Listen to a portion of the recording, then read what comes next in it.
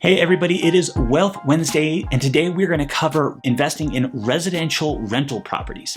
So residential rental properties are anything that has 4 units or less. So that can be a 4-plex, triplex, duplex, or a single family home if that is what you're investing in. The second you hit 5 units, you're looking at commercial investment, which is a little bit different when it comes to lending. So 4 and less. So when it comes to residential rental property, there are 3 main things you want to address: how much your rent is going to be, what kind of tenants that you're going to have, and what costs you're going to run into. So how much you are going to rent your property for really can be tricky, and it really depends on the area that you're going to be in. Ultimately, what you can do is use a tool like rentometer.com or consult a property manager to see the general idea of what your property is going to rent for. Those will kind of give you the middle ground for what rent is in the area. And then you can either say, well, my property is much nicer than those other properties and maybe adjust up a little bit, or actually my property is a little more run down than those other ones, and then adjust down a little bit for that. Now, the next thing is, who is your tenant going to be?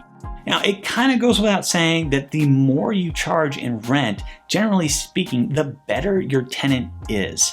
So if you have a home that's renting out for $2,000 to $2,500 a month, generally speaking, they require a little bit less maintenance and overall will generally take less of your time. Now, on the other side, if you have low rents, yes, you will have very little vacancy, but generally speaking, you're going to have tenants who are less likely to pay rent, often cause a lot more damage than a tenant who pays more per month and has less pride in the actual property itself. Now, there is definitely a lot of money in both ends. You just have to decide who you want renting your property. And then, of course, the last item is calculating the costs of owning a rental. For the most part, the quick calculations that we use are whatever the rent is. So say it's $1,000 a month, we'll completely deduct 35% of that, and that is just expenses. That's vacancy, capital expenditures if big items break, repairs, property management, taxes, and insurance.